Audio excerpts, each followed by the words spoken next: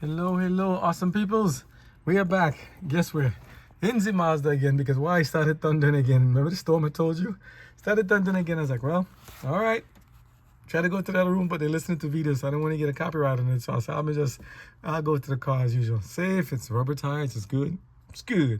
Okay, let's go. So pretty much, so we talked about the seven last plagues, and we talked about what will happen, in the millennium, as well as the judgment, first and second death. Talked about also the New Jerusalem coming down, as God's dwelling with us here on earth. And we want to talk about the great time of trouble, part two, and just kind of a little bit like sibling, adding to the credits. Show the victorious part of what will happen to those after they made it through, and what the kind of personalities we need to have as a remnant to make it through. If you want to see who's talking, it's I again, me, big old head curling over here, trying to do my best by the grace of God to get the message out, okay? So I hope you don't mind seeing my big head so often. I hope you don't mind, look at the covers of some of those videos, like, ew. Just bear with me a second, bear with me. And let's just keep the good vibes going, okay? By the grace of God. Like Mazda, let's just fly. All right, let's go. We like Mazda. So it says here, and I read a bit of this with the last one about the seven plagues, and we're just going back to it, and then we're going to end up in the end of it, So let's just see what it says here. The great time of trouble. When Christ shall cease his work as mediator in man's behalf, then this time of trouble will begin. Then this case of every soul will have been decided, and there will be no atoning blood to cleanse from sin. When Jesus leaves his position as man's intercessor before God and the solemn announcement is made, he that is unjust, let him be unjust still, and he that is filthy, let him be filthy still. He that is righteous, let him be righteous still, and he that is holy, let him be holy still. Revelation 22, verse 11. Then the restraining spirit of God is withdrawn from the earth. Patriarchs and Prophets, page 201. That's where we read the last part, and we left off in Revelation chapter 22. God says, the mindset you have, that will be the mindset you will have. Okay, so some people get ready. So it says here, next, this section says, God's people are prepared for the trying hour before them. What we read before, I'm just going to skip over. What we didn't read, I'm just going to read that part, okay? And we're just reading Ellen G. White's Last Day Events.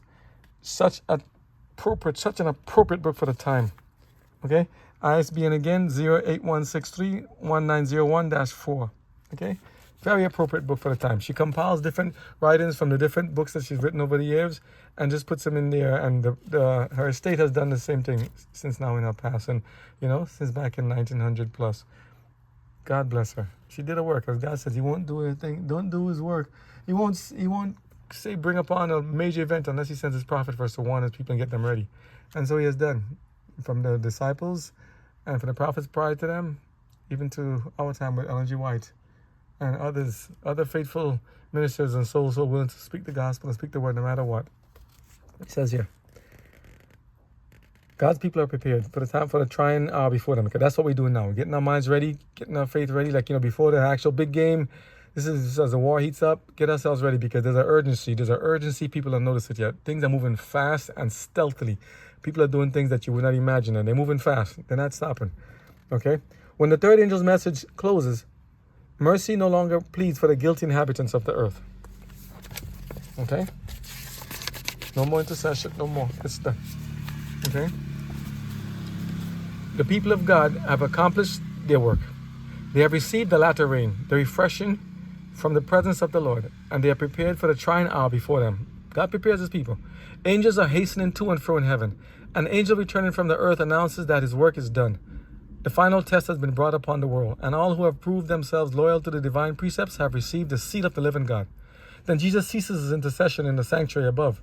Christ has made the atonement for his people and blotted out their sins. The number of his subjects is made up. The kingdom and dominion and the greatness of the kingdom under the whole heaven is about to be given to the heirs of salvation. And Jesus is to reign as King of Kings and Lord of Lords. Great controversy, page 613 and 614. Here's a terror beyond comprehension. This is how such will be. The season of distress and anguish before us all will require faith that can endure weariness, delay, and hunger. A faith that will not faint, though severely tried. The time of trouble such as never was is soon to be upon us, and we shall need an experience which we do not now possess, and which many are too indolent to obtain. I mean, they don't want to do it. They just, whatever reason, they're just like, I don't want to do it. A lot of reasons. God says, whether it'll hear forbear. We got to do it. We got to spread the message, right?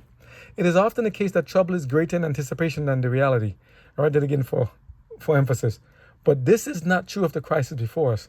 The most vivid presentation cannot reach the magnitude of the ordeal. This is going to be major. Has not been put in the movie yet of what it will be. Major. When Jesus leaves the most holy, his restraining spirit is withdrawn from rulers and people. They are left to the control of evil angels. Then such laws will be made by the counsel and direction of Satan that unless time should be very short, no flesh could be saved. And remember, he said about many will be laid to rest before the time of trouble as a way to keep them safe and protect them. Satan's goal, says the great deceiver, our principal concern is to silence the sect of Sabbath keepers. We will finally have a law to exterminate all who will not submit to our authority. It is the purpose of Satan to cause them to be blotted from the earth in order that his supremacy of the world may not be disputed. Excuse me. And that's his goal. Get us all on one page, all in unison. Get rid of all those standing in his way. The remnant church will be brought into great trial and distress. Those who keep the commandments of God and the faith of Jesus will feel the ire of the dragon and his hosts. Satan numbers the world as his subjects. He has gained control of the apostate churches, but here is a little company that are resisting his supremacy. If you could blot them out, if you could just blot them out from the earth, his triumph would be complete. And he influenced the heathen, and as he influenced the heathen nations to destroy Israel, so in the near future he will stir up the wicked powers of the earth to destroy the people of God again. Okay, we're talking about 8 arguments.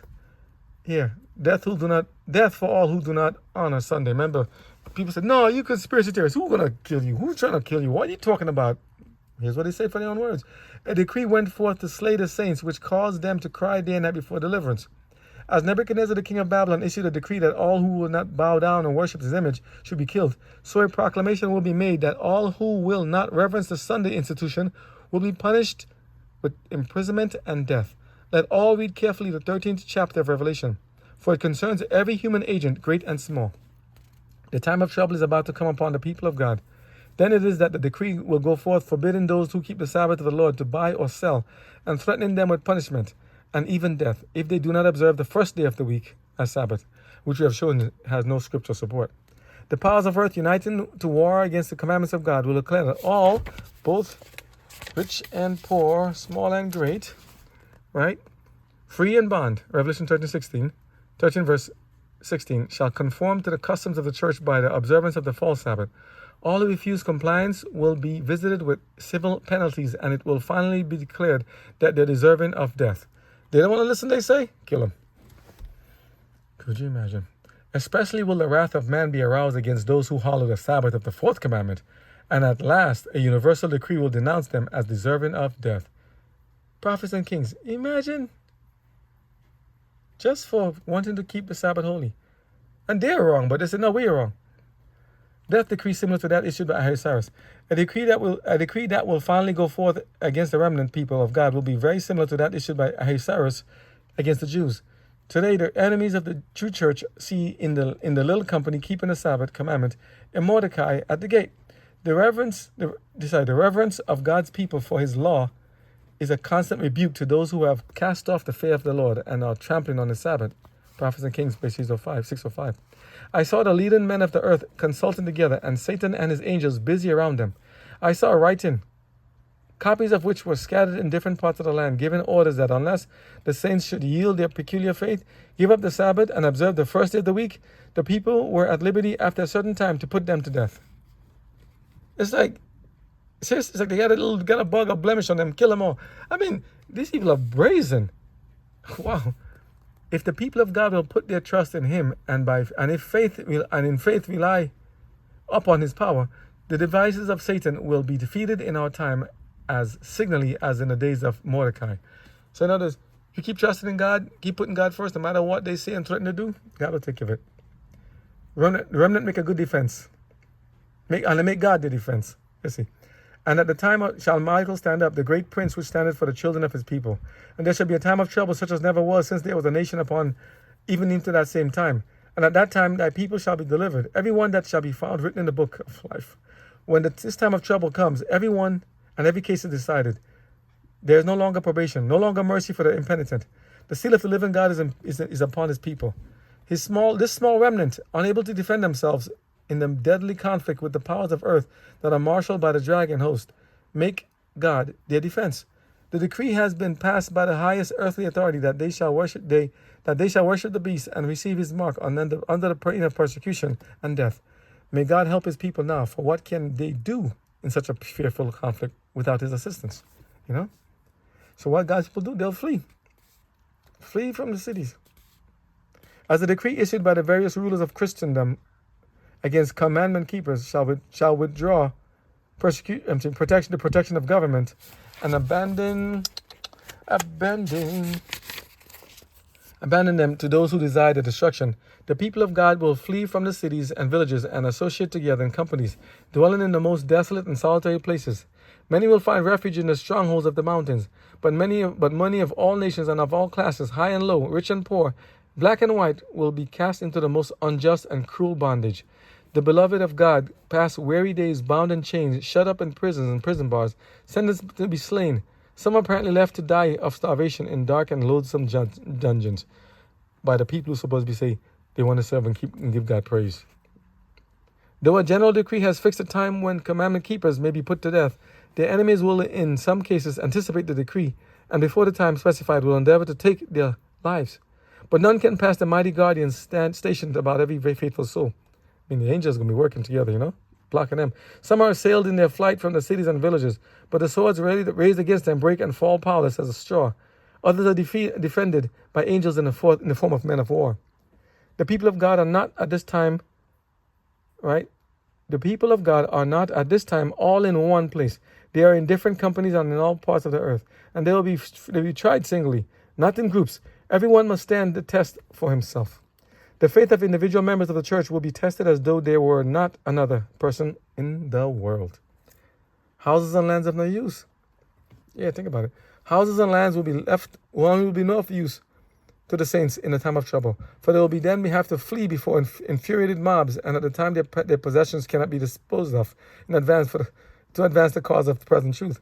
I saw that if any held on to their property, and I did not inquire of the Lord as to their duty, he would not make duty known, as they would be permitted to keep their property.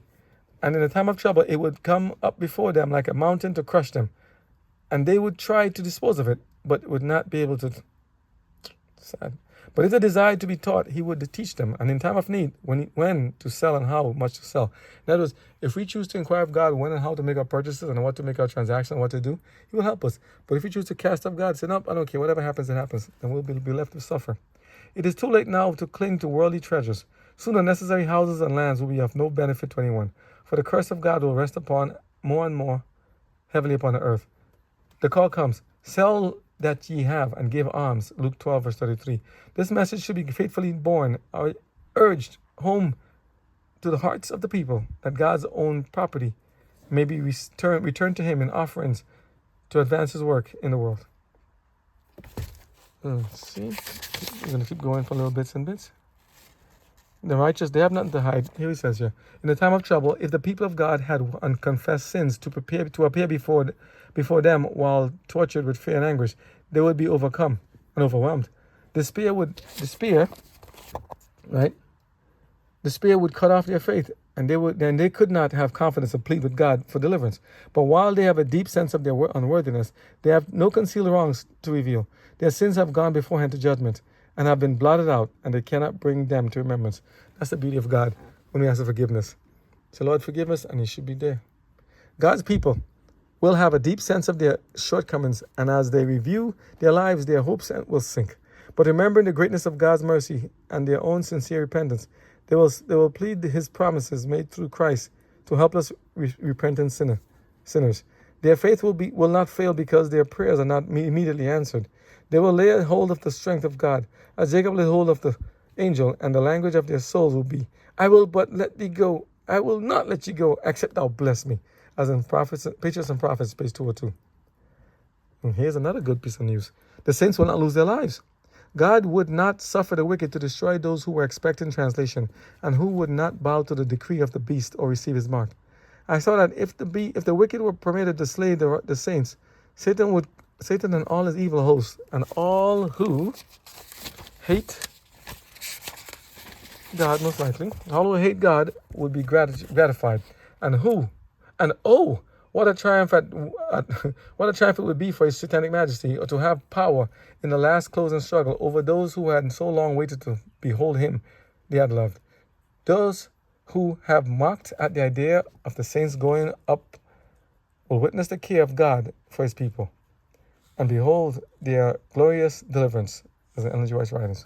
The people of God will not be free from suffering, but while persecuted and distressed, while they endure privation and suffer for want of food, they will not be left to perish. Great Controversy, page 629. That's very comforting. If the blood of Christ's faithful witnesses were shed at this time, it would not, like the blood of the martyrs, be as seed sown to yield the harvest for God. That's interesting. Let's see that again. If the blood of Christ's faithful witnesses were shed at this time, it would not, like the blood of the martyrs, be as seed sown to yield a harvest from God. Is it because of the lack of faith most people have, or because of people falling back? The Lord has shown me that he will provide. The Lord has shown me repeatedly that is contrary to the Bible to make any provisions for our temporal wants in the time of trouble. Like, I'm going to put this aside and get things ready. You know? He said to God is, I saw that if the saints had food laid up by them or in the field in the time of trouble, when sword, famine, and pestilence are in their land, it would be taken from them by violent hands, and strangers would reap their fields. That means you have your own garden, you have your own stuff planted, they'll come and take it. You know how it goes, like cancer. Then will be the time of trouble, and will be the time of trouble for us. Then will be the time for us to trust wholly in God, and he will sustain us. I saw that our bread and water will be sure at that time, and we shall not lack anything or suffer hunger. For God is able to spread a table for us in the wilderness. If necessary, he would send ravens to feed us, as he did for feed Elijah, or rain, manna from heaven, as he did for Israelites. You know, so God will do a lot of things to help his people. I saw that time of trouble was before us, when stern necessity will compel the people of God to live on bread and water. In the time of trouble, none will labor with their hands. Their sufferings will be mental, and God will provide food for them. Nice. The time of trouble is just before us, and then stern necessity will require the people of God to deny self and to eat merely enough to sustain life. But God will prepare us for that time. In that fearful hour, our necessity will be God's opportunity to impart his strengthening power and to sustain his people. Very nice. Bread and water is all that is promised to the remnant in the time of trouble. Selected readings, page 129. In the time of trouble, just before the coming of Christ, the righteous will be preserved to the administration of heavenly angels. Yeah. No intercessor left, but in constant communion with Christ. Christ has made the atonement for his disciples and blotted out their sins. The number of his subjects is made up. Whether he leaves the sanctuary, darkness covers the inhabitants of the earth. When he leaves the sanctuary, darkness covers the inhabitants of the earth, because that's the time of testing. In that fearful time, see when you read it, and it's like, I have to read it, and it's kind of dark in the car. The storm has taken a lot of light, and I'm kind of reading like a really bridge, right? So sorry for that. In that fearful time, the righteous must live in the sight of the holy God without an intercessor. Will the Lord forget his people? Will he forget his people in this trying hour? Let me get some fresh air. Yeah. Oh, nice to get a good breeze, right? No, he will not forget his people. He says here, though enemies will thrust them into prison, yet dungeon walls cannot cut off their communication between their souls and Christ. One who sees their every weakness, who is acquainted with every trial, is above all earthly powers, and angels will come to them in lonely cells, bringing light and peace from heaven. The prison will be as a palace, for the rich in faith dwell there, and the gloomy walls will be lighted up with heavenly light, as when Paul and Silas prayed and sang praises at midnight in the Philippian dungeon. Same thing goes. They may try to do all they can to hurt and to harm and to mock and to make us feel like we lose hope. But God says, nope, don't do that. I got something for you. Could men see with heavenly vision, they would behold companies of angels that excel in strength, stationed about those who have kept the word of Christ's patience. With sympathizing tenderness, angels have witnessed their distress and have heard their prayers. Yeah. They are awaiting the word of their commander to snatch them from the peril. I mean, they can't wait to help. They can't wait to help us. They're like, can we get them now, Jesus, please? And Jesus says, not yet. The precious Savior will send help just when needed. It is impossible to give any idea of the experience of the people of God who shall be alive upon the earth when celestial glory and the repetition of the persecutions of the past are blended. They will walk in the light proceeding from the throne of God. By means of the angels, there will be constant communication between heaven and earth. You won't need to have the Wi-Fi and the signal and all that good stuff, right? Only God. In the midst of time of trouble that is coming, a time of trouble such as has not been since there was a nation, God's chosen people will stand unmoved. Satan and his hosts cannot destroy them, for angels that excel in strength and power will protect them. And here, God's people cherish no sinful desires. Now, while our great high priest is making atonement for us, we should seek to become perfect in Christ. Not even by a thought could our Savior be brought to yield the power of temptation. Satan feels in human hearts some point where he can gain a foothold, some sinful desires cherished, by means of which his temptations assert their power. But Christ declares of himself, the prince of this world cometh and hath nothing in me. This is John chapter 14, verse 30. Satan could find nothing in the Son of God that would enable him to gain the victory. He had kept his Father's commandments, and there was no sin in him, that's Jesus, that Satan could use to his advantage. This is the condition in which those we think, those are saying we want to follow God no matter, they must be found doing the same thing so they can stand the time of trouble. The battle against self. So long as Satan reigns, we shall have self to subdue, besetting sins to overcome. So long as life shall last, there will be no stopping place. No point which we can reach and say, I have fully attained. Sanctification is the result of our lifelong obedience to God. Okay, Acts of the Apostles. Constant war against the carnal mind must be maintained, and we must be aided by the refining influence of the grace of God, which will attract the mind to upward and habituate it to meditate upon pure and holy things. We may create an unreal world in our own mind or picture an ideal church where the temptations of sin and Satan can no longer prompt us to do evil. But perfection exists only in our imaginations. When human beings receive holy flesh, they will not remain on the earth, but will take and be taken to heaven. Take with them to heaven. While sin is forgiven in this life, its results are not now wholly removed. It is at his coming that Christ is to change our vile body, that it may be fashioned like unto his glorious holy body. Let's see. The 144. Some people always say, well, I want to be among 44. Ellen G. White says, don't let it be the thing that bothers you. Okay? It said it is not his will that they shall get into controversy over questions which will not help them spiritually, such as who's to compose 144,000? These are those who are the elect of God, and they will in a short time be known. You'll get an answer for that soon. Okay? But right now, stick with just whatever you say, Lord. Sure, I'm there for you. Whatever you need, Lord. Satan's host and wicked men will surround them and exalt. This is God's people delivered. Satan's host and wicked men will surround them and exalt over them, because there will be seen no way of escape for them. But in the midst of their revelry and triumph, there is heard peal upon peal of the loudest thunder. The heavens have gathered blackness and are all illuminated by the blazing light and terrible glory from heaven, as God utters his voice from his holy habitation. The foundations of the earth shake. Buildings totter and fall with a terrible crash. The sea boils like a pot, and the whole earth is in terrible commotion. The captivity of the righteous is turned, and with sweet and solemn whisperings they say to one another, we are delivered. It is the voice of God. When the protections of human laws shall be withdrawn from those who honor the law of God, there will be in different lands a simultaneous movement for their destruction. As the time appointed in the decree draws near, the people will conspire to root out the hated sect.